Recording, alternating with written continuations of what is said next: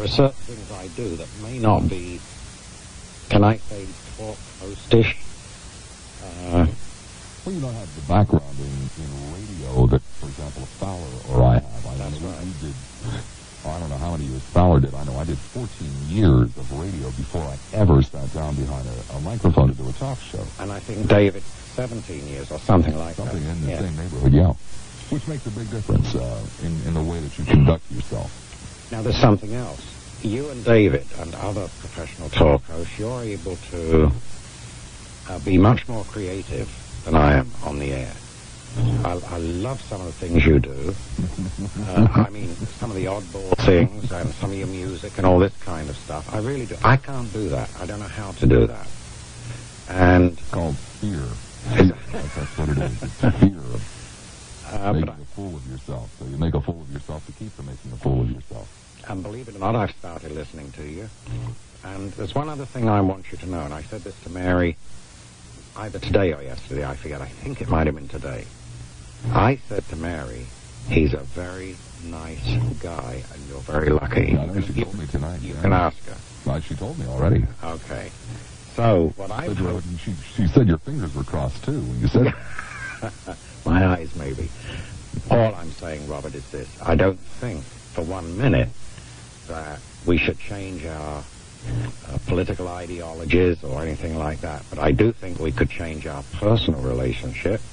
And I'm on the air in front of your audience offering you a peace pipe. Not that we shouldn't argue on issues and so on, but that personally we could be better friends. I'd like that. Well, it's not a peace pipe. Actually, you brought me a bottle of liqueur tonight. How do you pronounce this?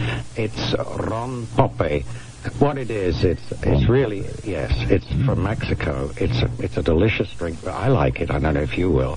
It does have some rum in it, not a great deal, and it's rather like eggnog. Did you hear the earlier part of my show tonight?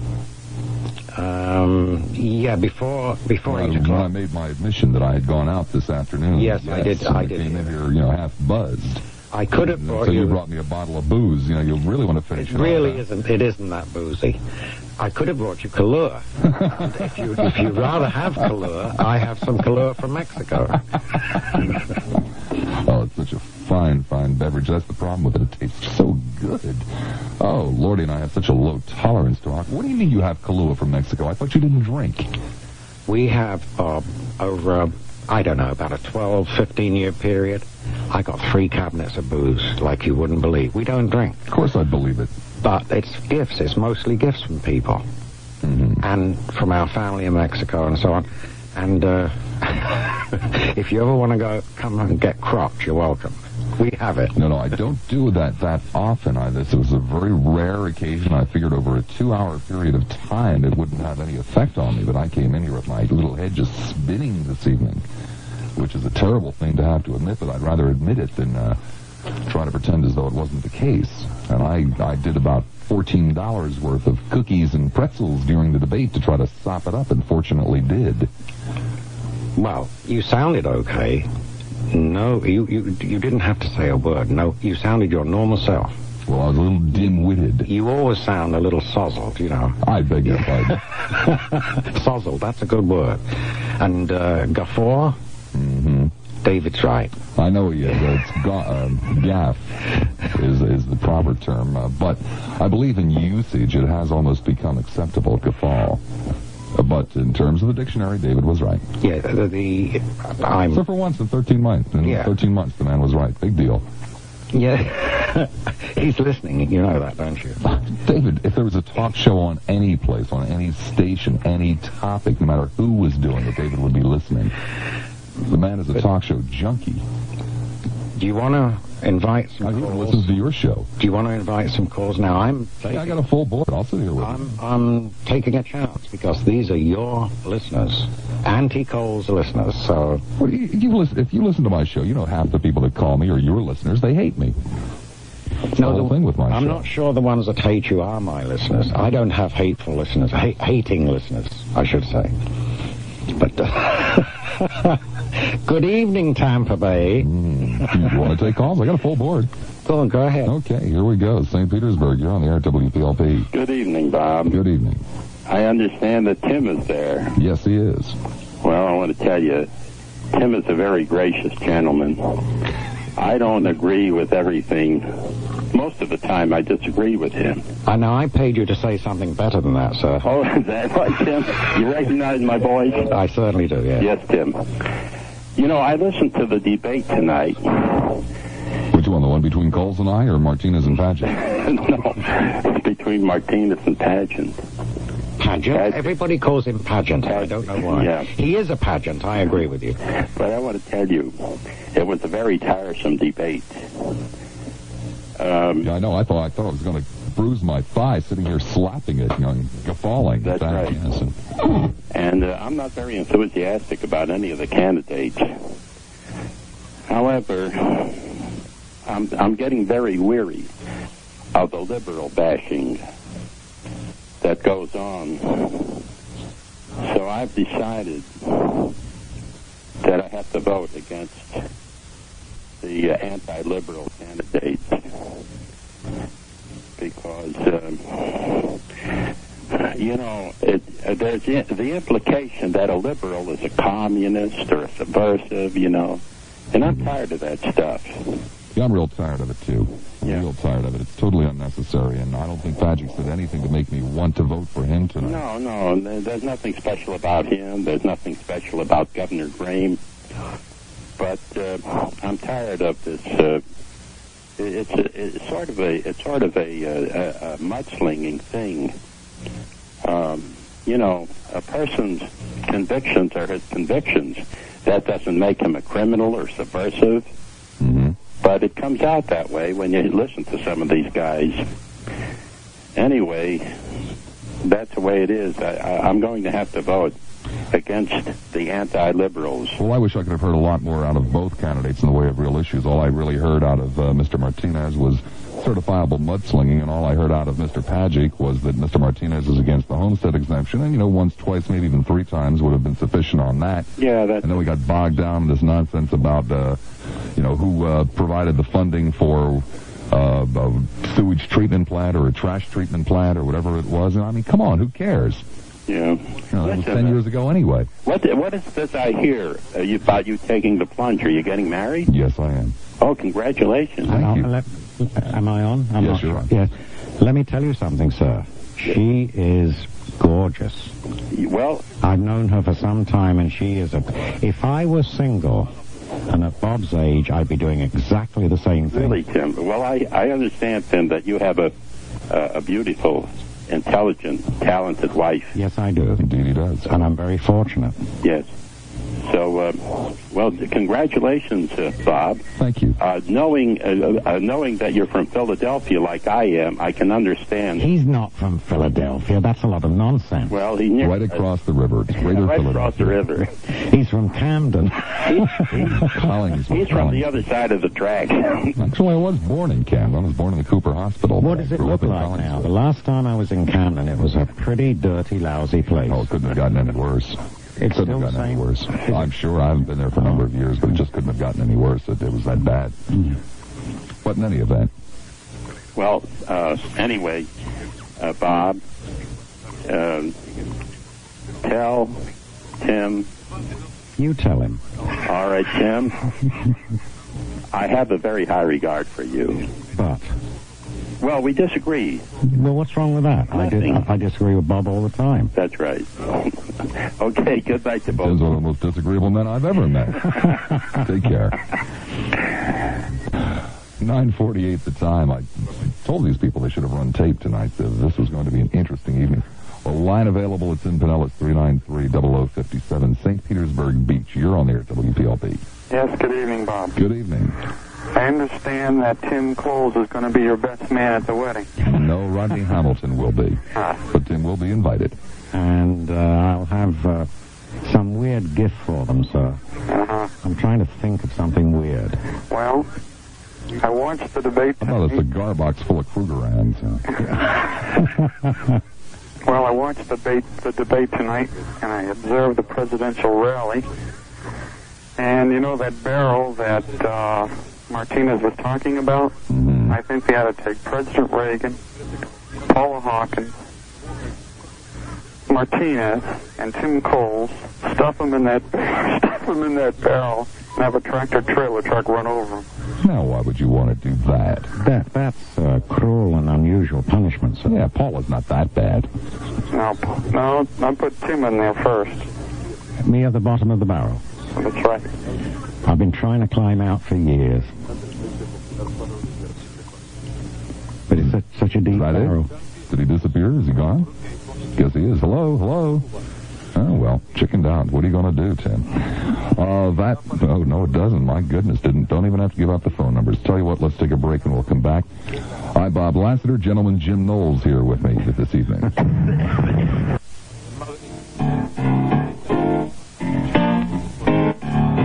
Yeah, man. Yeah. Just mellow out, Coles. Mellow out. I'll get my kazoo out and start playing Colonel Bogey's March. Do you know I used to go to Shellett Manhole at least twice a week? I lived in Manhattan Beach in California, just south of Los Angeles. And I used to go to Shelley's Manhole, and I used to go to jamming sessions in Redondo Beach at a place called the Lighthouse, where the musicians... The Rowdy play there all the time. That's right. The musicians would walk in, loosen their ties, and jam. It was really great. I thoroughly enjoyed that. I like West Coast jazz especially, and progressive jazz. Want to go back to the phones? Yeah. Sure. Okay. Well, I have no idea what these people are, why they're here. It's Friday night, and Friday night is weird at this radio station. Tampa, your turn at WPLP. Hello, Bob. Hi. That's a Friday night weirdo for you. Listen, I would have it no other way. Yeah. Tonight, I was totally pleased with the debate because Martinez's colors actually showed. I've been active as a Civic Association president and spokesperson for 5 years in the city of Tampa. I've been addressing very major issues as far as zoning, as far as flood control, and building violations, code violations, and trying to deal with that Martinez on a one-to-one basis is almost impossible. I found it ironic that he accused Pagic of hiding behind other people and not taking a stand. I challenge anybody. Well, it's a little late now, but when he was in city government... Did he accuse Pagic of hiding behind other people? I thought he blamed Pagic for everything that's happened since 1942 on. No, what he said was every time Pagic had to make a major decision, he would blame the decision, let's say later, was one that did not turn out to be very popular. He said Pagic would hide behind someone else's influence. May I ask you a question, sir? Yes, sir. As mayor of Tampa, what relationship would Martinez have to zoning? Okay, I can give you a specific example. Isn't there a zoning board? Yes, but when it comes to unscrupulous builders finding loopholes and then having the support of the mayor to the demise of the neighborhood, I can give you the entire neighborhood as an example. We tried to meet when we realized that there was a zoning violation as far as a builder was going in an R1 area. We tried every channel possible to meet with the mayor. We had the largest crowd ever in the city council. All we asked for was the mayor present to ask some questions. Finally, after 6 or 7 meetings, he walked in, read a prepared statement, and walked out. That was the closest we could get to him. And it's so ironic, the builder that he supported so voraciously has since been thrown out of the home builders, it's HOW, the home builders endorsement. He's no longer allowed to build R1A housing in the city of Tampa. This is just one example. Well, I don't want to take over Bob's show, but I don't see any relationship not direct relationship between the mayor and building codes. R1 is strictly residential, right? It's more than that. It's residential is 60-foot frontage. Yeah. And the original plats in the city of Tampa are laid out in 30-foot plats. So when you buy a lot in Tampa, you're actually buying 2 30-foot plats. And this was resurrected by this builder who built the most horrendous homes in the middle of a really nice... But you're saying that Martinez is in some way responsible. In cahoots. No, I didn't. I never said that at all. Well, then what's the point? The implication is there, isn't it? Okay, if we're dealing with implications, well, then... I'm dealing with implications. What I'm saying to you is he was the most difficult person to deal with. He was totally insensitive to the people. he was totally receptive to the builders. And it was just, it was really... Well, Martinez is on record, and proudly so, from it's my understanding, saying that, business, commerce comes first, that that's what it's all about. Sure. So, why should this be any great surprise to you? Also, well, it's no great surprise to me. To me, it was his personality that finally came through today. I think it was so important for the people to see that. I didn't even see it. I listened to it on WPLP, but I've seen it. I've been with him too many times. I know. When you say his personality came through today, I'm not sure that his personality did come through. I know about his past. I know about his recent past.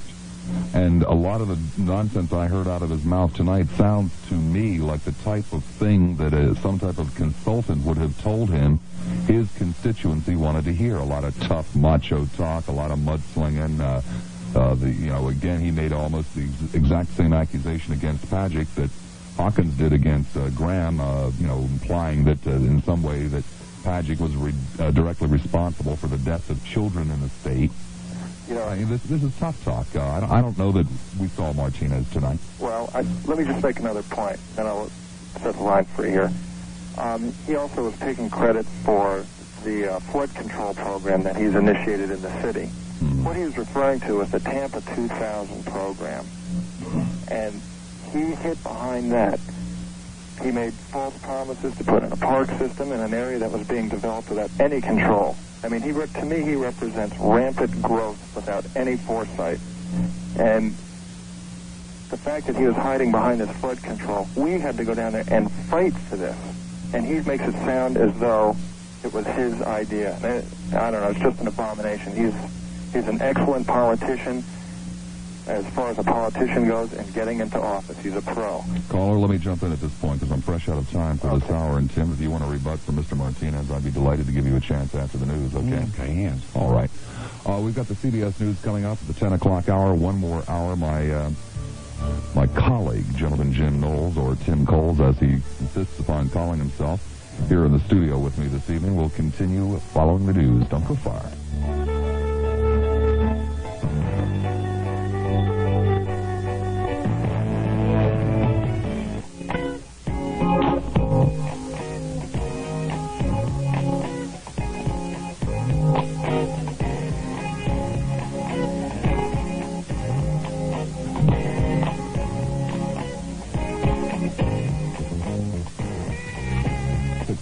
After the hour of 10 o'clock, welcome back. Fourth and final hour for this Friday night. October 24th, 1986. A strange night it is. Last Friday, full moon. This Friday night, full house. Yeah, that's what we can call it, a full house. Fowler on the phone earlier tonight. Cole's in the studio with me. I don't understand what is going on. Have no idea, but in any event, there is one line open. It is in Hillsborough County, which, of course, is a hotbed of liberalism, and you've driven away all of my Hillsborough callers, Cole. Yeah. That's 224-0057, 224-0057. Of course, the Pinellas lines, hotbed of conservatism, are full. Should be an interesting hour. Ready for some more calls?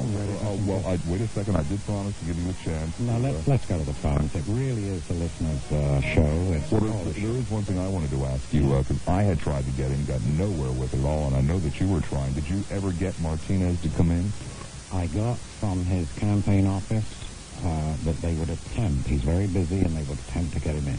They're on the phone. And by the way, he still may come on the phone with me. Because I've been asking for him since, at least 6 months while he was still mayor. Yeah. I tried to get him and Steve Jose. Steve Pagic already has been on with me. A couple of times. Well, at least once. I think I had 40 on and I forget. I can understand. At least once. And he promised me he'd come back on. Mm-hmm. But he hasn't so far. Paul Hawkins, we've got a tentative agreement for a telephone hookup. And Bob Graham, I think I'll give you $50 if you'll let me have Hawkins. Yeah, I can't I'll give do you that. 75 if you'll let me have Hawkins. I can't do that. 100. I can't do 200. $200 if you'll let me have. You know. We'll just switch that night, or switch that day. You come and do my show that night, and I'll come in and do your show that afternoon. Yeah, I can't play those tricks. $300, Cole. $300. Promises, promises. I've got my checkbook right here. Yeah, the $300. $500, Cole. If you switch with me that day. To me, not that attractive. $1,000, Cole, if you'll let me get my hands on Hawkins. Keep going, Rob. No, can't do that. Can't play tricks. St. Petersburg, you're on air at WPLP. Good evening, gentlemen. Hi. It's providentially you're both there today. I think I can renew both of your faiths in the political system. Neither of us have any faith, sir. And the value of mudslinging. But before I do, I just wanted to comment that it's a good thing that Tim's listeners are in bed, because if they knew he was trafficking in unpatriotic Mexican liqueur, they would never forgive him. Well, hey, that's only half of the sin. The other half is that he's here. I heard Bob. Mexican liqueur? I heard Bob this evening slander poor Paula. The second thing, by the way, before I get into the more serious one, is I figured out a way to solve our trade deficit, and that would be to stop buying Russian weapons to send to the Contras. Well, Bob was drinking black Russians this evening. How about that? Not only Russian, but black. To renew your faith in mudslinging, gentlemen, about a month ago, on October 6th, Tim had the Republican candidate for insurance commissioner, Mr. Poole, on his show. Van Poole, yes. Yes.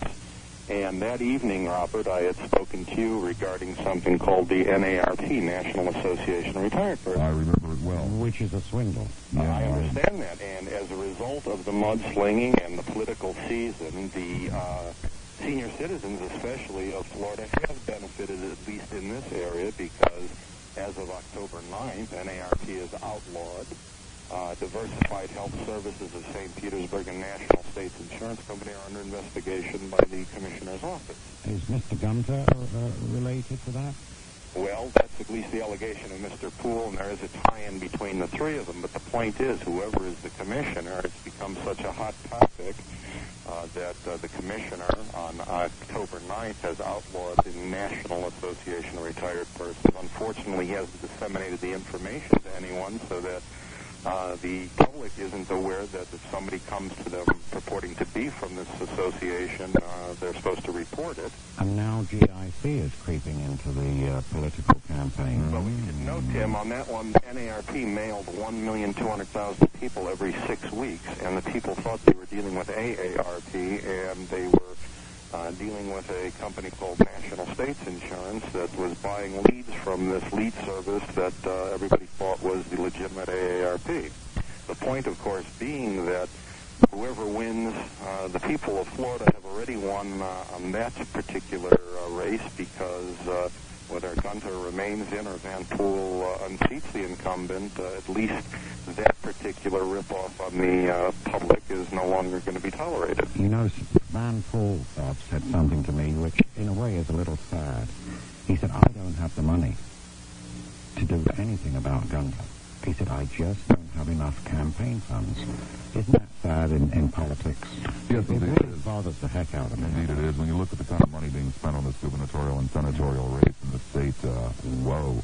I think if we all sit down and listen for a minute or two, one thing, that is, we can have a lot of fun talking about Paula Hawkins and Gunter, or we can talk about Pagic or Martinez, but none of them will affect our day-to-day lives as much as the insurance commissioner. That's money in our pocket every year.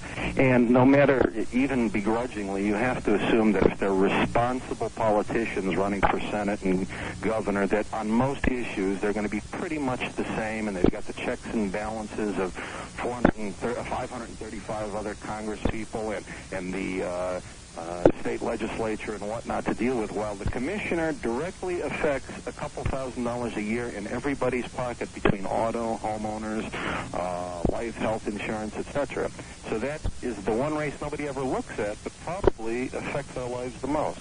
Well, there are other things that affect us directly, and one of them, of course, is taxes. And and several... One person doesn't make a difference, Tim, on Tim. Well, but several Democrats have been talking state income tax.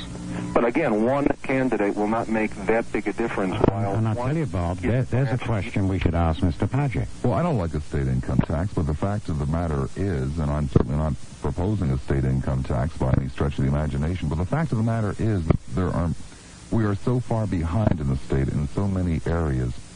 We have a balanced budget by law in this state, and that's all fine and well. I have no problem with that. I like the pay-as-you-go way. It's the only way to run your government. It's the only way to run your household. We have just reached a point in the state where I don't know where else we can possibly tap, unless, again, we come back and do it through the real estate taxes and somehow funnel some of that back into the state. We do have some untaxed commodities and services. Well, that's true in the sales tax area, and yes, I'd like to explore that first, but I don't think that we should be all that ready to just scream and holler about a sales tax, because there are things that we need here that are not, butter issues.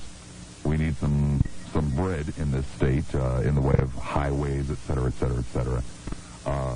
Well, for example, the Department of Health and Rehabilitative Services, which everybody is jumping all over, and rightfully so. They do, in many areas, a very poor job. But one of the reasons they do such a poor job is that their pay scale is so incredibly low that they have a constant turnover, in some agencies, 200% and 300% a year. But where is the balance, Bob, between pay scale and dedication?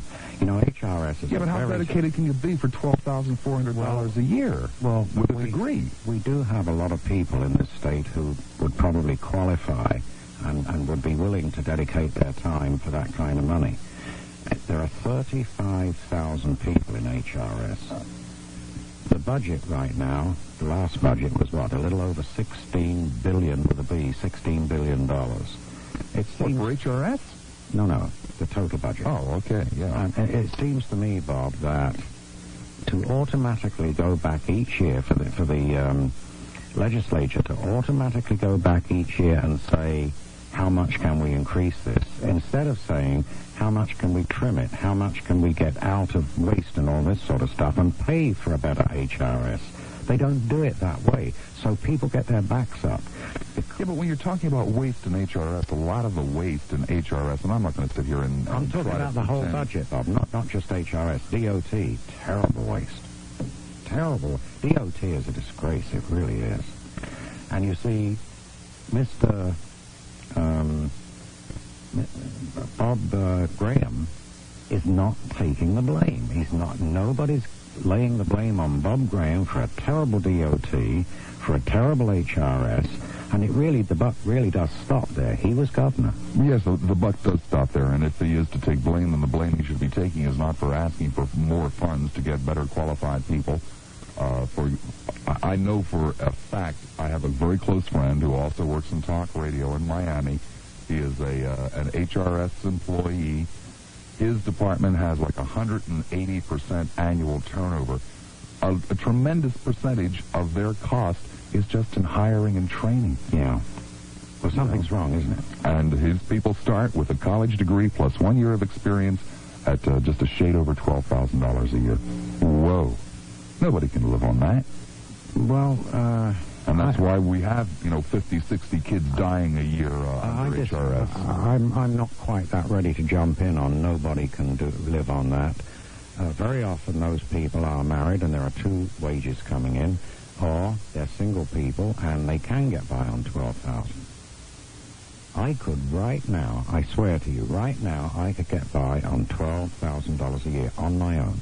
Sure, your house is paid for, your car is probably paid for. No, forget all that, Bob. No, renting, an efficiency, okay, buying my clothes and food and all the rest of it, I could get by. Tim, I had an efficiency apartment that I just gave up. I paid $350 a month for it, which is just about average. And if you're talking... Well, you still got $650 left. Well, first of all, you're assuming that on that $1,000 a month that I'm going to get all of it, and I'm not going to get all of it. There are things, called taxes. Well, at $12,000, you're not going to pay much tax. Well, I'm going to pay 7.15% right off the top just for Social Security. But everyone under $11,000, a little under $11,000, is going to be off the tax rolls anyway, Bob. Yeah, but I'm still going to, lose at least 10% of it. I mean, how would you spend the $650? Well, first of all, it's not $600 because if I lost 10% of it to taxes, now we're down to $550. All right. So first of all, your efficiency is too expensive. You've got to get one at $300. Oh, what the hell? I have no shame. I'll go right down my budget. My car payment's $266 a month. Well, so now I'm down to $550. We'll round that off and call it $250. Now I'm down to $300 a month. Obviously, at $12,000 a year, you go and buy a car which costs a total of about $200 to $300. Buy a car that costs $200 to $300? Yes, a lot of people do that. They have to because they don't have the money to buy a better car. When was the last time you saw a car for $200 or $300? I saw a car outside on our parking lot for $150. Yes, the Gordon Bird bought for $200 and hasn't run a day since he bought it. Well, but you know this well. What I'm saying, you can get into a car for $300. It's possible. But the point is, Tim, why should somebody work for slave wages with a degree, with experience for the marvelous state of Florida? We should be able, willing, ready, and proud to pay a living wage. You ask for a living wage. I ask for a living wage. Why aren't state employees entitled to one? Well, if you're flush with money, fine. You pay those taxes. I don't want to. Not in this case. I don't want to pay those taxes. Well, I don't want to pay the taxes either, Tim. I'll be honest about that. I don't want to pay the taxes. I begrudge every penny they take out of my paycheck. But by the same token, there are things that an orderly society needs to have in order to function, and somebody got to pay for it. Well, we have to lower our sights a little bit. We really do. And it's my belief, Bob, that we just can't go on throwing money at things. That's one of the problems. There have to be ways to do this. Either there's another way to do this. There are 35,000 people in HRS. If they could cut that to, say, 30,000 and give the remainder a pay that would, come up to the cost of the 35, then maybe that's the way to do it. You see, I don't know all the involvements, but it sounds to me like a huge department. They have 114 offices and 35,000 people. Now, if they could cut back and then give the people who remain more money, that's one way to do it, rather than increasing taxes. Well, it sounds like a huge department, and it is a huge department. Unfortunately, it covers so many areas in other states. The Department of Health and Rehabilitative Services would probably be broken down into 3, 4, 5 agencies as opposed to just one. I mean, the Department of Health and Rehabilitative Services covers virtually everything in this state. Especially little children who die, which is tragic, you will agree. Of course it is. And it's because of inefficiency, and the man in charge has to take responsibility. Well, it is because of inefficiency to a certain degree. There are also people working in HRS that shouldn't be in HRS because they have such a hard time getting people. How can that lady where the baby died, how can that lady be allowed to have baby foster children? I don't understand, Robert. It beats me. It beats me. I don't understand either. And, the best I can do off the top of my head is to say that possibly, if we funded the department correctly, we wouldn't have to hire people like her. Possibly. Who knows? 21 minutes after the hour. I'm messing up your show, aren't I? No, you're not messing up my show. Not yet. Don't wait another minute to buy a new refrigerator. Because right now, America's bestseller sale is on at Sears. There are 40 different Kenmore models. All on sale. And savings from $30 to $200. Like our 18 cubic foot frostless refrigerator. Now $499.99. You save $40. They're all Kenmore. America's bestsellers. With more innovation than you ever imagined. But remember, this sale ends Saturday. So what are you waiting for? There's more for you In our new century. If your gasoline's not super clean, your car may start to run like this. Because many gasolines don't have enough detergent to keep your fuel injectors or carburetor clean and running smooth. But with new Phillips 66 Super Clean Unleaded and Super Clean Premium Unleaded, as little as one tankful can clean your...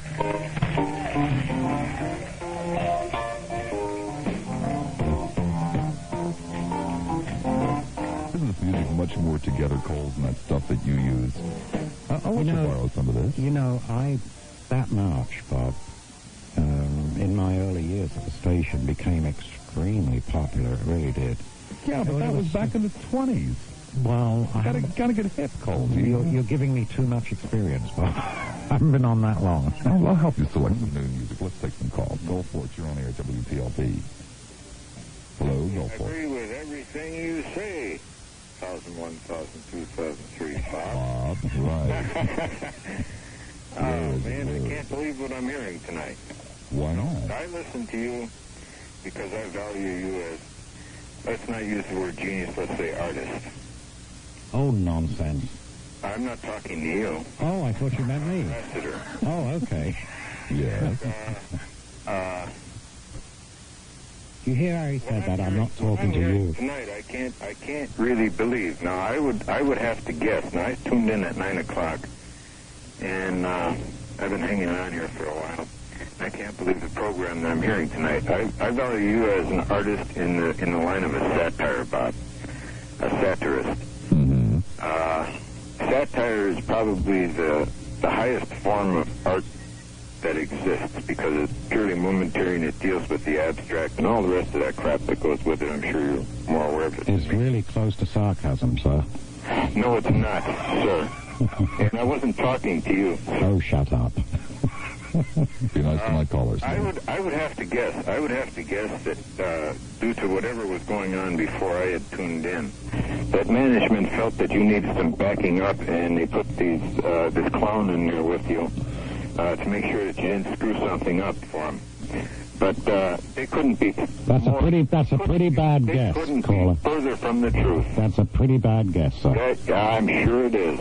No, actually, management has nothing to do with this, and if I know management, and if they are listening to this, they are sitting at home with their fingers crossed, holding their breath, saying, "Oh, my God." Please let the show be over. You know, like I dig Lighthouse Jazz and Howard Rumsey and Bud Shank and all them people, too, but there also is Kansas City and Chicago and New York, not to mention New Orleans, you know. But, you know, all that notwithstanding, your show has not been a satire tonight, and that's what I listen to you for. I don't know what other people do. Well, look, Bob has variety, sir. Not you, Bob Lassiter. Yeah, he has variety. It's called variety. He has artistry. Yeah. Well, maybe did it ever, Sir, did it ever dawn on you that perhaps by allowing Coles to come in here tonight, I was putting him and my audience on? Yeah. Well, add me to the list then. Add me to the ingredients. You mean you're put-onable? Huh? Put-onable? Put-onable. He said he was putting you on. Quote, honorable. Careful. Fowler will be on the phone in a moment or two. No such word, right? Oh, really? O'Reilly. Oh, dear. Oh, dear. Yes. Come on now. What are you expecting, sir? I was expecting Bob Lassiter's satire, putting on these people of the Tampa area here, where they were sitting there talking back like they were really involved with something that was, you know, and he was, you know, on their side and stuff, and they were talking this, and, you know, the whole thing is put on, and the satire of exposing one's follies and vices through wit, the art form that is Bob Lassiter. It's not replaceable. It's getting repetitious, isn't it? Well, I'm enjoying it. Oh, of course you are.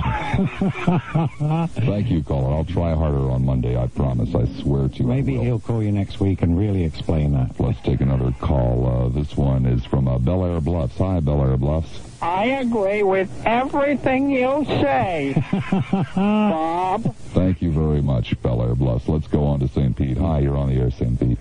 I would like to mention, I had heard on another station something about Steve Padgett.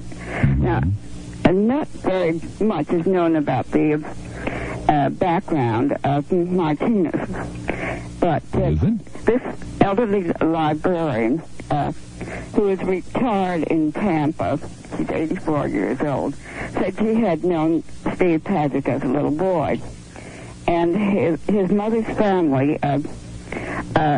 He has many relatives. His mother's family was very large, and she had married a carpenter Steve Padgett's father was a carpenter, and he was not able to go through school, and he had attended college and law school entirely on scholarships.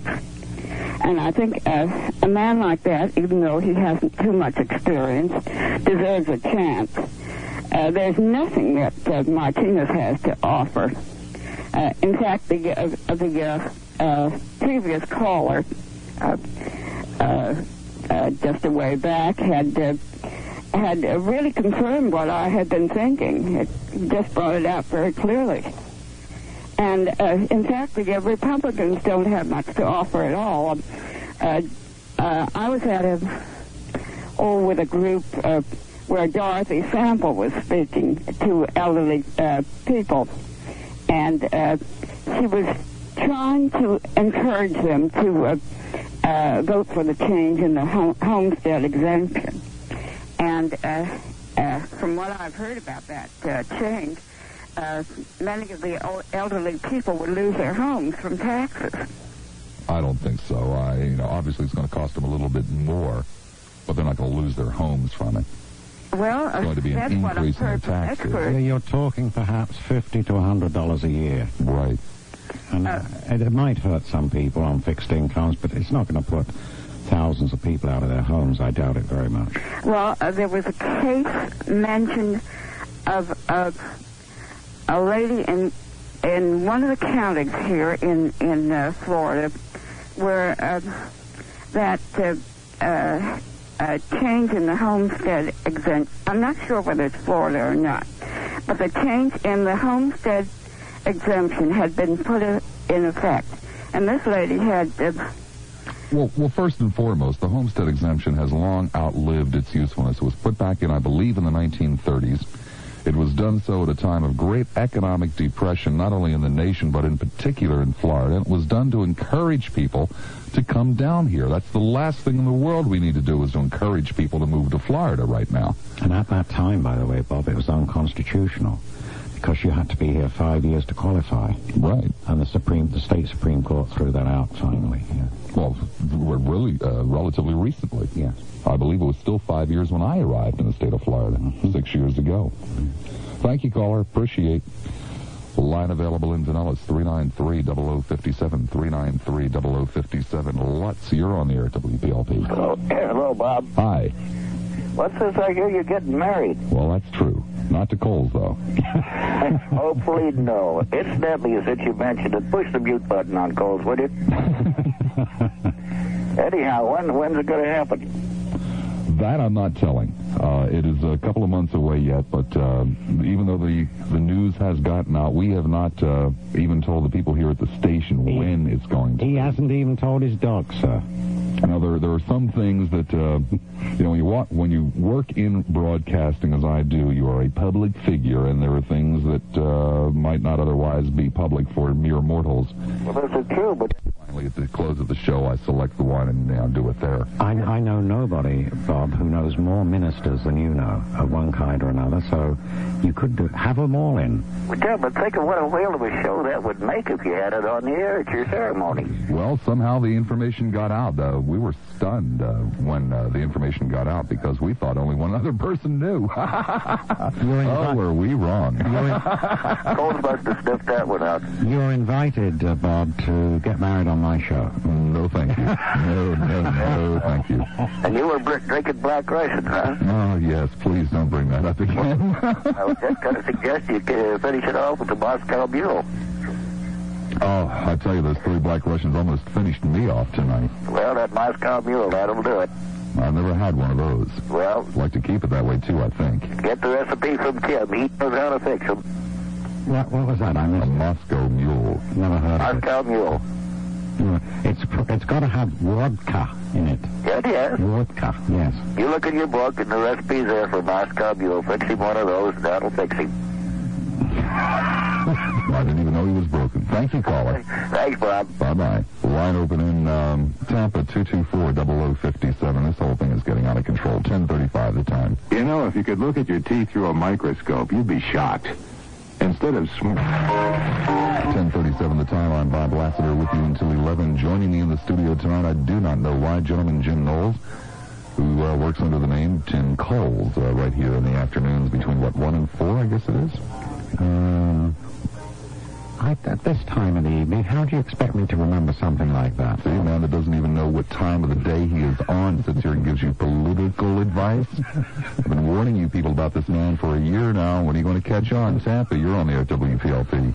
Yeah, one thing I'd just like to say is Jim would never sell you the rights to interview Paula Hawkins on the air because she could never really take the pressure of any serious questions, and a true Paula Hawkins fan would never offer somebody of an opposing view the chance to even interview her. Well, let me give you a serious response. Let me take that seriously for just a moment. I would not give Paula Hawkins a very easy time, believe me. Even though, no, I'm serious. I'm serious. One of the first questions I would ask Paula Hawkins, and if I get her on, you'll see.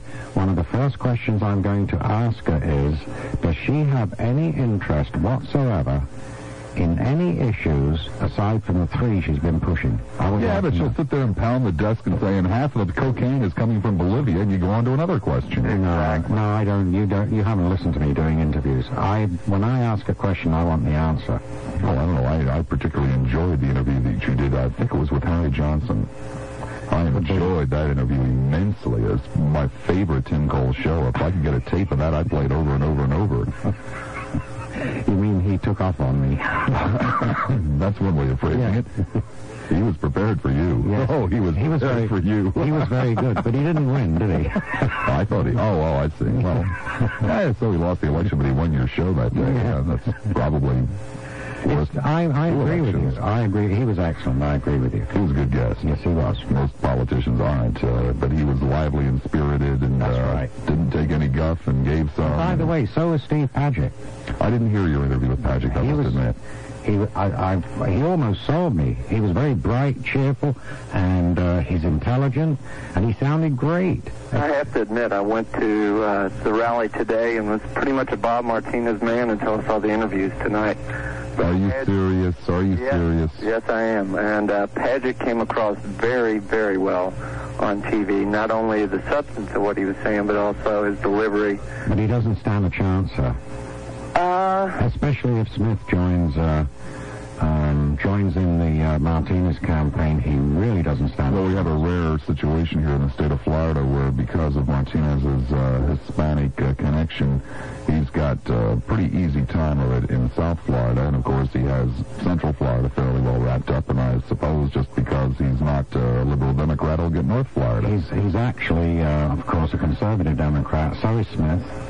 That's very much the way I am. I'm a pretty conservative Democrat. But I tell you, Martinez sounded too much like Paula Hawkins tonight.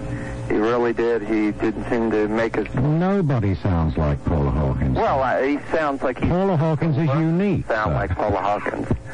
And that was very unnerving to think that somebody's actually trying to mimic their campaign off of hers, which I think has been a poorly run campaign from the beginning, and has probably lost her the election, even though I'm very glad to see that Bob Graham is going to be elected to the Senate, or I hope he's going to be elected. Well, he's 11, 12 points ahead, and that's difficult to make up in, what is it now, 9 days, something like that? Yeah, I think it's 11. I don't really believe that rally today really changed anybody's minds. It was... It changed your mind, you just said so. Oh, no, I went to the rally today, and at that point in time, I was very much for Bob Martinez, and I thought he had a better command of the issues. But after seeing the debate tonight, that's when I've changed my opinion of Martinez. Well, I'll be honest with you. I would find it very difficult to vote for Padgett, but I would find it relatively easy to vote against Martinez. And I hate to vote that way. I really hate to vote that way. But it's the way to do it. But with all 9 candidates, or 9 of the major candidates for governor back in the primary season, there were none of them that pleased me at all. I had a caller who said they would vote for Paula Hawkins as a vote against Kennedy. Yes, I know. I heard that call yesterday. It's not that ridiculous, Bob. It really isn't. Because you're saying the same thing, essentially. Well, okay, I will admit to you that I can kind of understand the logic. I wish that the world that we lived in wasn't that kind of a world.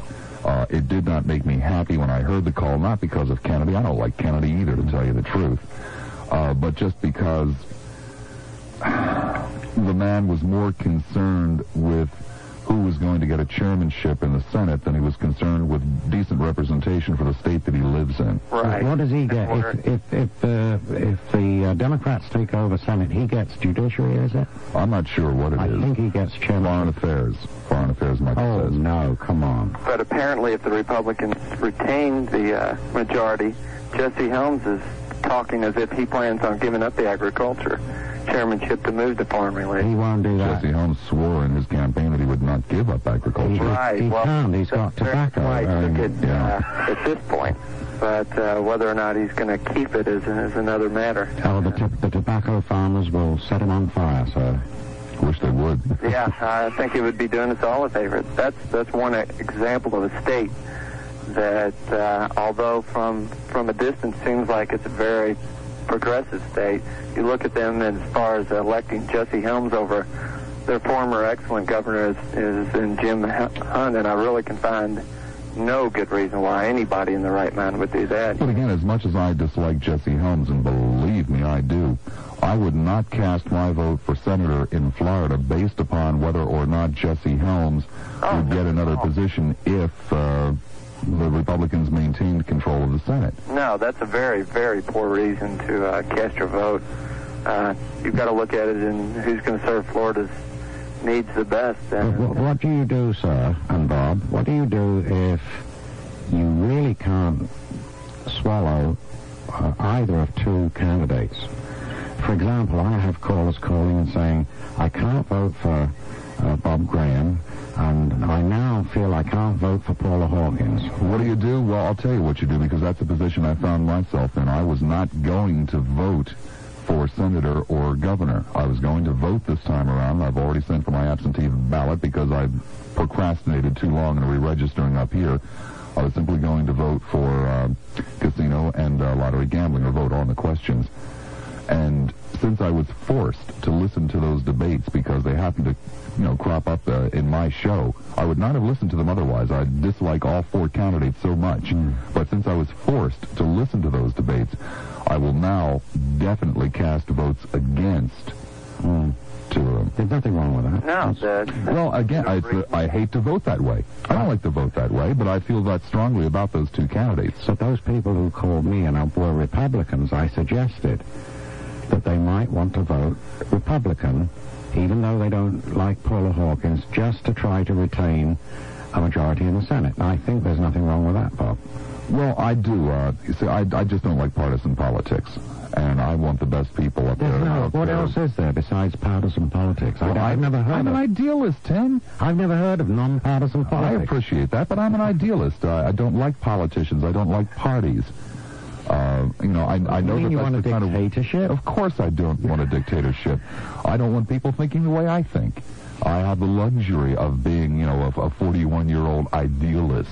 And as long as that's what I am, that's cool. The sixth is a finish, Bob. No, they're coming back, Tim. They're coming back, I promise you. Start growing your hair. Yeah. Thank you, caller. All right, thank you. Clearwater, you're on the WPLP. Yes, why is our wimp president cowering away from Syria? He promised swift retaliation against terrorists.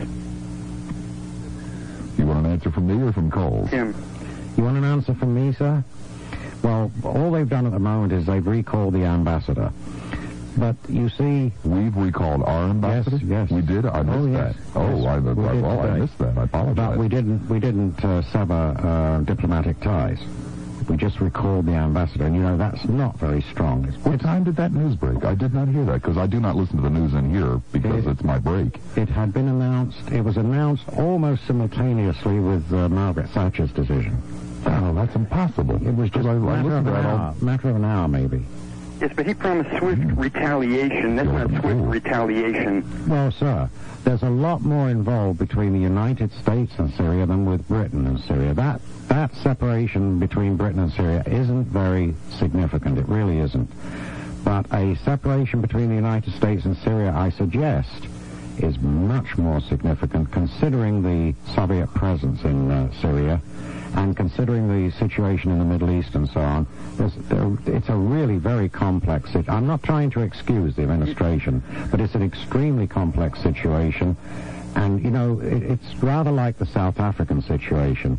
If you cut all lines of communication, you lose any chance of influencing those people. And that would happen with Syria. We'd lose any chance whatsoever of the American hostages in the Bekaa Valley, for example.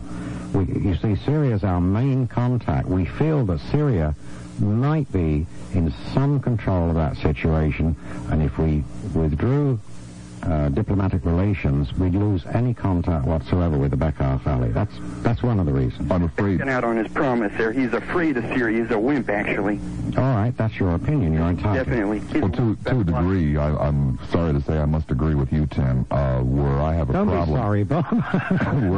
where I have a problem with the administration is they run around saying all of these really macho rhetorical things that they can't back up, that they never intended to back up.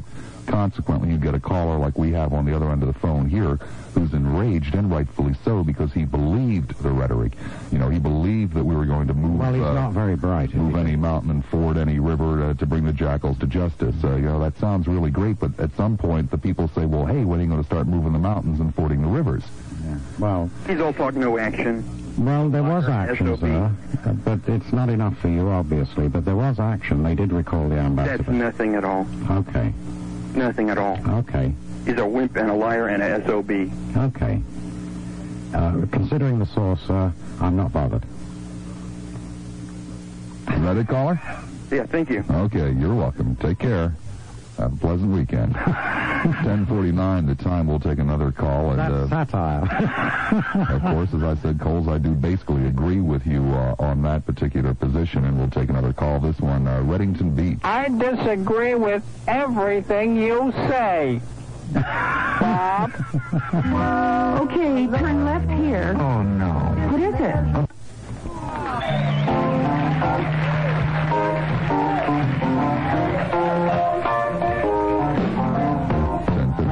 Gentleman, Jim Knowles here in the studio with me. Lago, you're on the air at WPLP. Hey, I understand the last couple callers you had were some serious people. I'm not so serious tonight. Okay. Did you all, this is for you and Tim both, actually watch on TV the gubernatorial debate? No, I listened to it on the radio, and Tim missed it altogether. Well, you really missed something else, because both candidates have a serious problem. Starting with Mayor Martinez. The man actually looks like he's dead. Have you noticed that? The man, he looks like he's suffering from rigor mortis. I haven't seen a dead man since the Second World War, so I'm not sure. He may have died during WW2. I'm telling you, it's incredible. But even worse than that, Steve Padgett's got a much worse problem. Much worse problem. Well, what's Steve's problem? We wait with bated breath.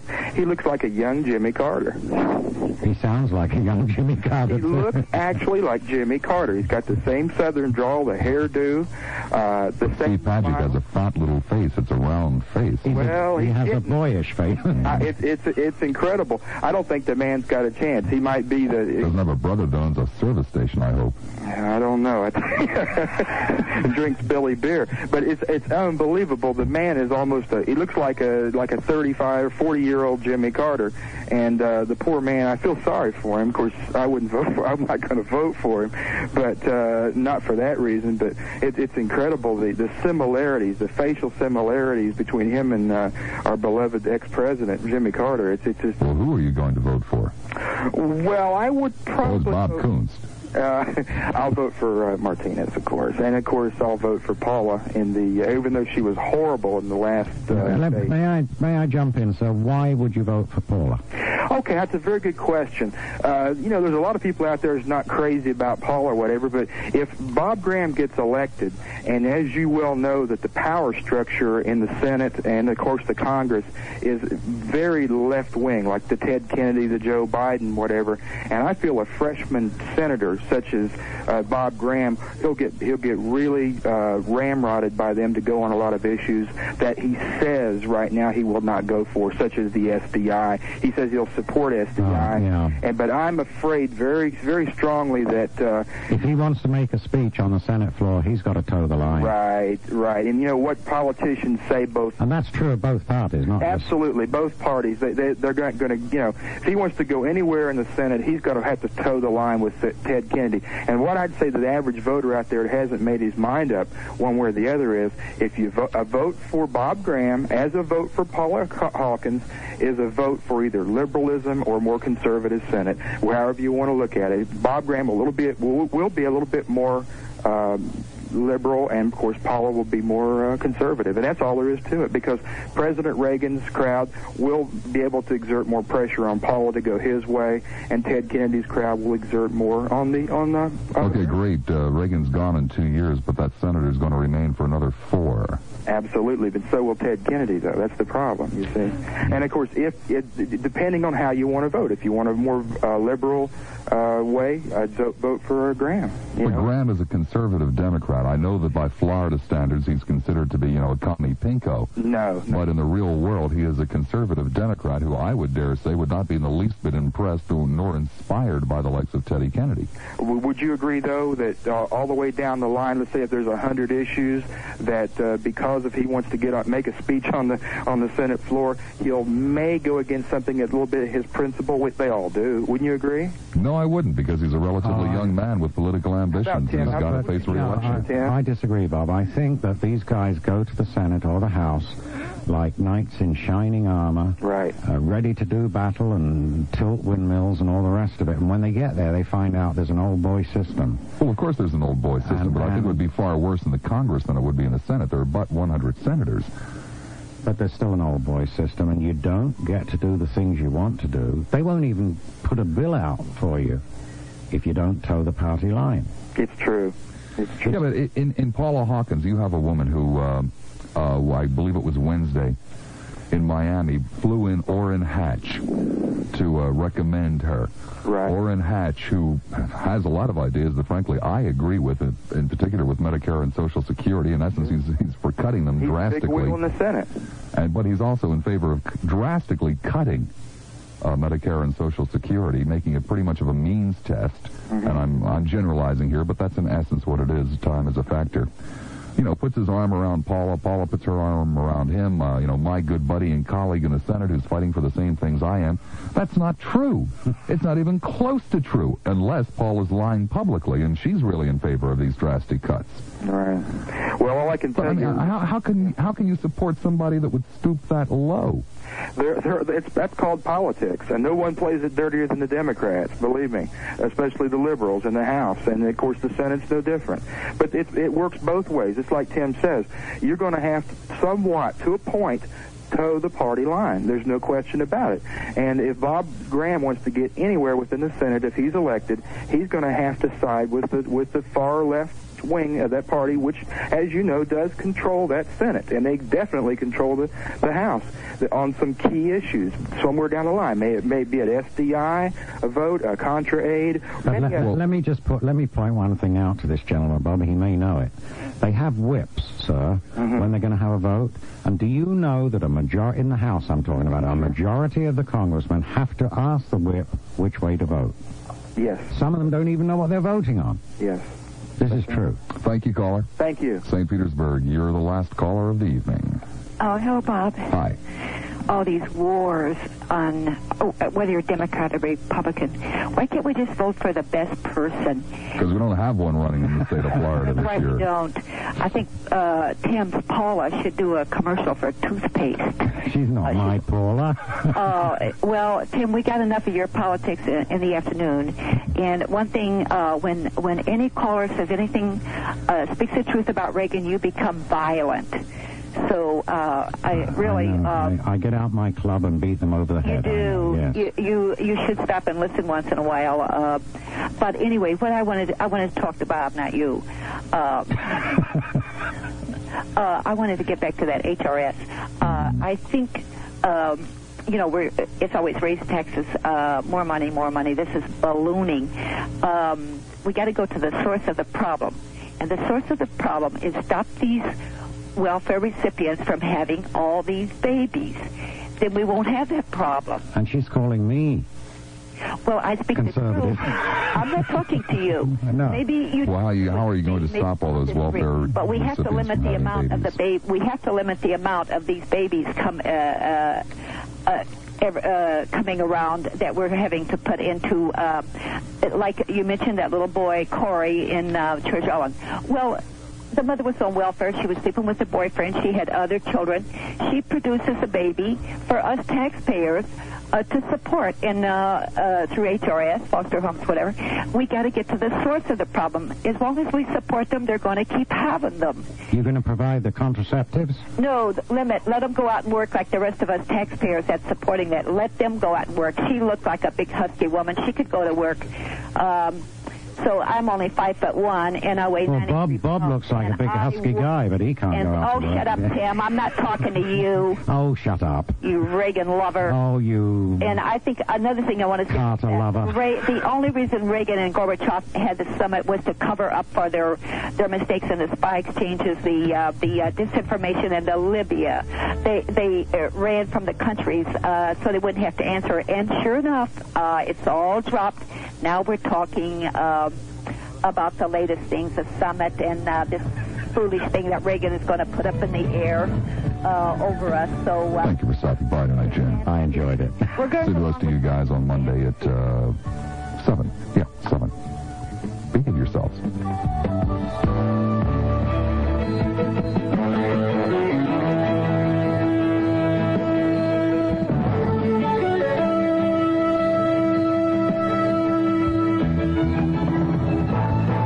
Listening to The Bob Lassiter Show on News Talk 57, serving Tampa, St. Petersburg, Clearwater, WPLP, Pinellas Park. Stand by for CBS News.